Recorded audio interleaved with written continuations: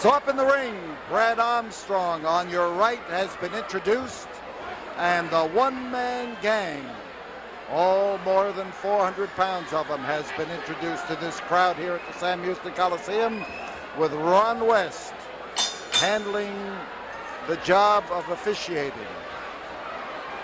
Ron, of course, is the smallest man in the ring, but with the one-man gang in there, why, anybody is likely to be small. And Brad Armstrong, a man with considerable ring experience and former North American heavyweight champion, and he has held numerous other sectional titles around the southeastern part of the country, and so has his father. He is a man who is in superb condition, but look at the massive size of the one-man gang. It takes a long time to even get around him, but sometimes it doesn't take so long to avoid him. Here, live and in person. That's the way our wrestling comes to you from the Sam Houston Coliseum, and then we show it at a more convenient time. We will be on our program more than 24 hours from now, but it will come to you with all of the action of this battle.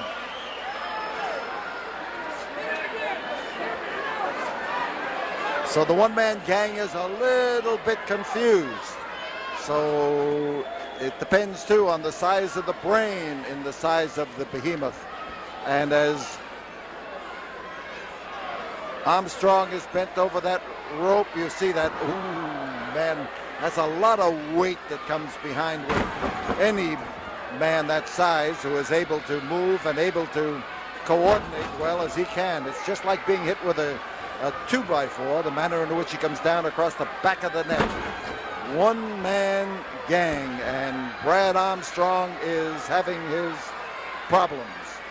The gang moves in and the gang takes charge, but Armstrong is still there.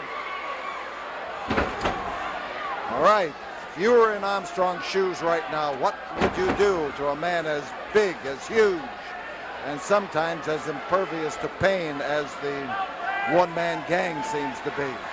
As he moves around that ring, he's catching what Brad Armstrong would do, and that is to attack him where he would appear to be weakest, but that's not a soft spot.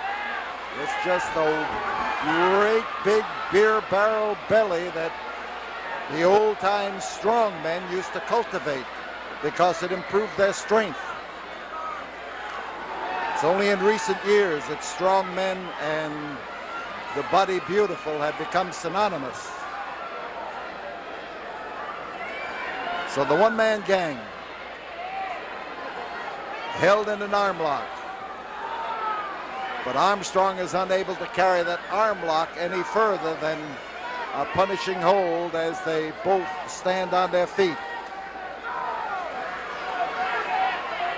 Ron West asking the gang if he wants to capitulate, and he doesn't. And Armstrong now is giving a good account of himself. He survived the initial threat of the heavy punishment from the one-man gang, and as he works on that massive arm, why, he knows that he can stay out of the way of that right hand. He's going to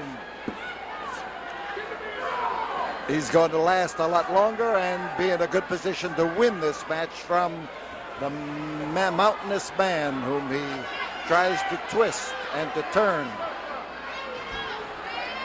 There's the turn, and the twist is put right smack up that arm as the gang suddenly finds that arm up behind his back at a hammerlock, and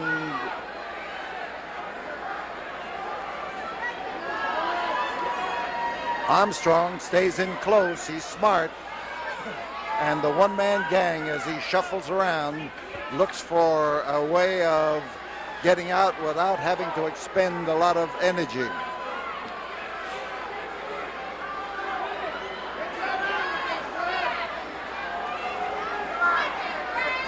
Armstrong, this is surely a David and Goliath type match, but I don't think Brad Armstrong's got a slingshot ready. possible. It's barely possible. On the outside of the ring, that former camel driver, Skandar Akbar, is hitting the edge of the ring with his whip, trying to get the attention of the somewhat lethargic one-man gang, who seems very content to try to wear Brad Armstrong out by letting him run around him. The pressure is on the hands. He's got them bent back. He's got a lot of weight to put that leverage in there and to hold him tight. 5 minutes have gone by. 15 minutes remain. This is a 20-minute time limit match. And Armstrong's in trouble. He's trying to make that pressure as easy to take as it is possible. Now as he comes up, he's showing that he can still use strength, and he got the arm that he had a few moments ago, and he's working on it. Smart wrestler. Oh, man. That 2x4 like clout that came around, a stiff arm blow, and he hit him with that forearm and that weight and just knocked him off his pins. So Armstrong's now in serious trouble. When you're down and that man's standing over you, you have to watch out for that massive weight.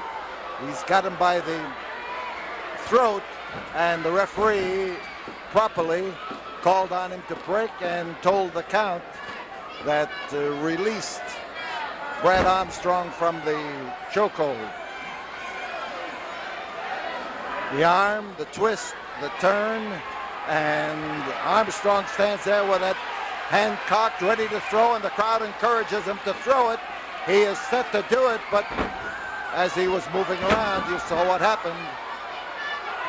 So the big man takes an arm stretch, both feet up against the body of Brad Armstrong, pulling hard at that wrist, pulling that arm so that it is felt in the elbow, felt in the shoulder, and notice he bends his legs a little bit, then he shoves them out, he pulls at that arm, and he has the weight so that Armstrong has to have a superior position to try to pull that arm out, and he does not have that superior position right now.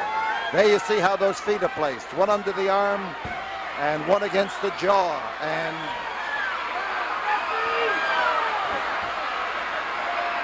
the hold is maneuvered.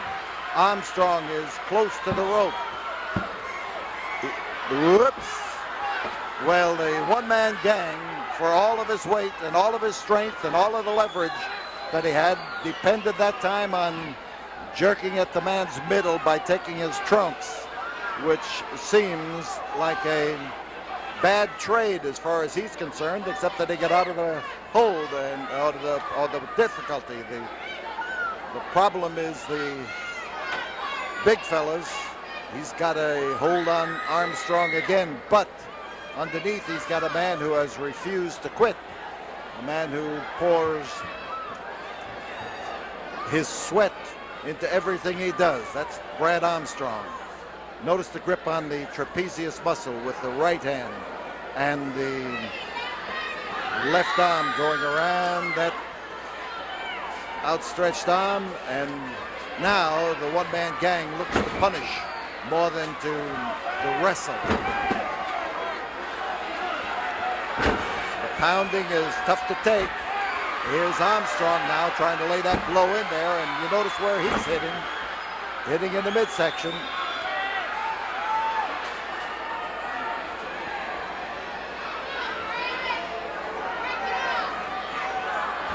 The gang takes hold, double wrist lock, jerks that arm up the back, pulls the arm, and Armstrong tries to get into a well-balanced position. You see those legs spread far apart so that he can put some pressure against it, but hard for that one-man gang, who tonight seems to be doing more wrestling than he does in most of his matches.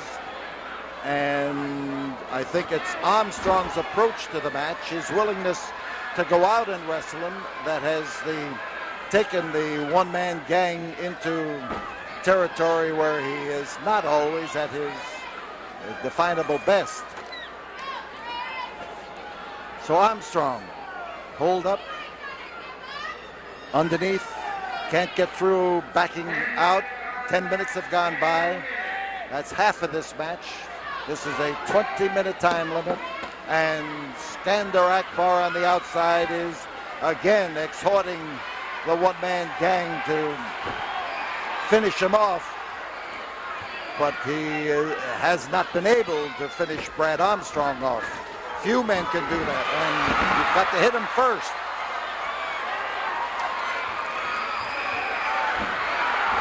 Armstrong proving to be elusive. Armstrong now getting that jaw down where he can hit at it a little better. And as it comes down, he took full advantage of it. Routed him beautifully on top of the head, through the air. And that time he just had to reach out with those feet, and he only had a half power in that drop kick. But the big man is, he did get an atomic drop. He actually lifted him up off his feet and then dropped him on that knee, but it was a strategic error. He is in trouble right now as that knee suffered from the weight, and here is the gang. And the gang looks for, oh man, there's one, there's two, there's three. And Brad Armstrong, it was under more than 400 pounds of one-man gang.